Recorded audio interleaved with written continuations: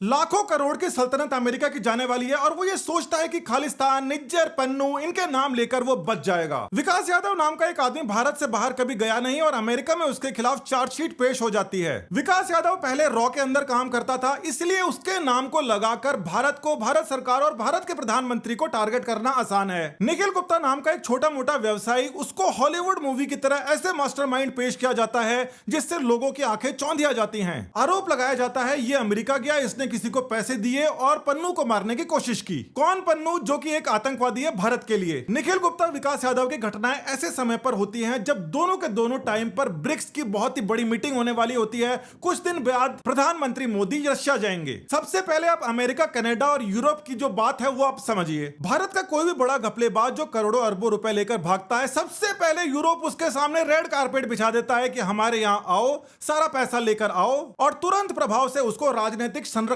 दे देता है। विजय माल्या, नीरव मोदी ऐसे सभी लोग एक ही तरह माल बटोरकर एक ही जगह गए और उनका तरीका आर्थिक अपराधियों के लिए एक परंपरा निभाने जैसा हो गया है। वहीं दूसरी ओर किसी को अराजकता फैलाने की बीमारी हो और वो खुफिया एजेंसियों के निशाने पर आ गया हो भारत वाली, ऐसा आदमी केवल और केवल परंपरागत रूप से कनाडा ही पहुंचता है और वहां पर उसको नागरिकता मिल जाती है। कनेडी सरकार उसको सर पर बिठा के रखती है, आओ जी, बैठो जी, नागरिकता लो जी, केवल उस आदमी को बचाने के लिए जो कि भारत की तरफ से लिस्टेड आतंकवादी है। भारत जैसे बड़े लोकतांत्रिक शांतिपूर्ण देश को बदनाम करने की कोशिश करती हैं और ये सारा का सारा प्रेशर भारत पर डाला जाता है बिल्कुल फर्जी घिसी पिटी स्टोरी के द्वारा। आज के समय मीडिया के अंदर नरेशन चल रहा है कि जस्टिन ट्रूडो अपना चुनाव जीतने के लिए खालिस्तान वाला मसला उठा रहे हैं और बार बार भारत को टारगेट कर रहे हैं। सुनने में ये बहुत ही ज्यादा आसान लगता है, मगर मसला ये नहीं है, मसला इससे बहुत बड़ा है। सबसे पहले आप इस पिटी हुई स्क्रिप्ट को देखिए और अपना साधारण सा दिमाग लगाइए। जरा भी दिमाग ज्यादा लगाने की जरूरत नहीं है, नहीं तो आप समझ नहीं पाएंगे। साधारण दिमाग लगाकर समझिए। ये जो फोटो अमेरिका के हर एक मीडिया के अंदर छपी है, इसमें दिखाया गया कि निखिल गुप्ता नाम का एक व्यवसायी अमेरिका के अंदर किसी अंडरकवर एजेंट को पैसा दे रहा है और ये पैसा पन्नू का काम तमाम करने के लिए दिए जा रहे हैं। मतलब बड़ा काम करने के लिए बड़ी रकम दी जा रही है और जो फोटो दिखाई जा रही है वो छुट्टे पैसों की दिखाई जा रही है,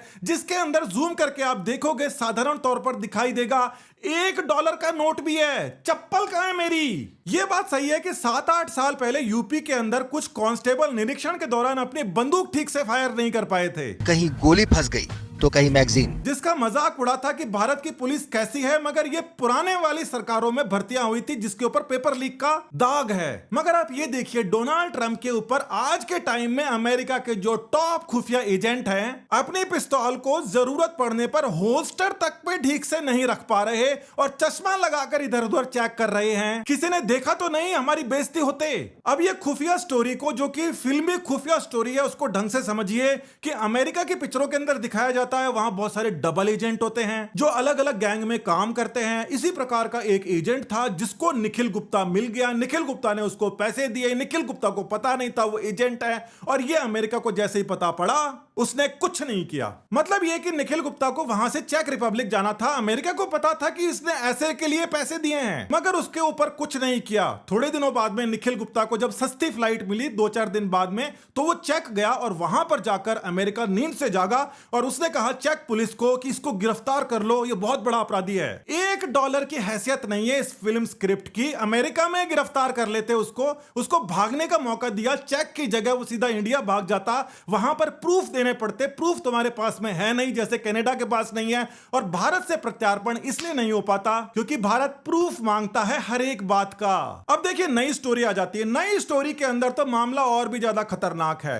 जब ब्रिक्स की समिट हो रही है, 2-4 दिन बचे हुए हैं, नई करेंसी आने की संभावना बन रही है, पूरा विश्व इसका वेट कर रहा है। उस समय कहा जाता है कि निखिल गुप्ता का असली हैंडलर तो विकास यादव नाम का एक आदमी था जो पहले रॉ में काम करता था और हर जगह हड़कंप मच जाता है। मगर पता क्या पड़ता है? पता यह पड़ता है कि विकास यादव का एक आपराधिक रिकॉर्ड है।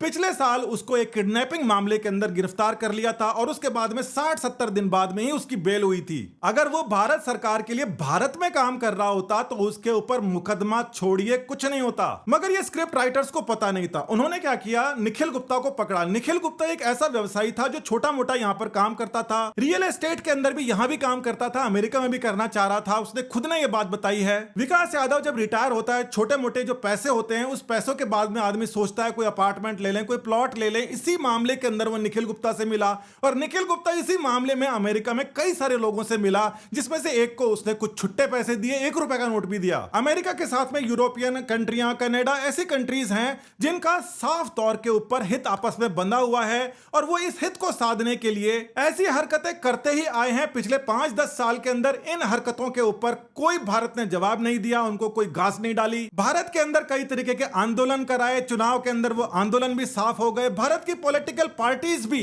जो ऐसे प्रमुख हैं जो 10 साल पहले यहां पर सत्ता के अंदर थे, वो जहां जहां पर प्रधानमंत्री जाते हैं उनके पीछे पीछे पहुंच जाते हैं, मगर कोई उनसे यह पूछे कि भाई रशिया क्यों नहीं गए तुम। साफ तौर से ये एक ऐसी साजिश चल रही है जैसे बांग्लादेश के अंदर, पाकिस्तान में, श्रीलंका में या म्यांमार के अंदर सत्ता पलट हो रहा है। भारत के अंदर कोशिश की जा रही है और अब ये उल्टे सीधे बयान दिए जा रहे हैं, इल्जाम लगाए जा रहे हैं। इसका मतलब साफ यह है कि भारत बिल्कुल सही दिशा में काम कर रहा है। 10-11 साल के अंदर भारत की जो तरक्की हुई है वो आगे भी होती रहे, इसके लिए सरकार को जमे रहना पड़ेगा और पब्लिक को भी हर एक बात को प्रॉपर दिमाग लगाकर समझना पड़ेगा कि ये क्या हो रहा है। छुट्टे पैसे देकर किसी बड़े आदमी को खरीदा जा रहा है, यह मामला ठीक नहीं है। नमस्कार, जय हिंद।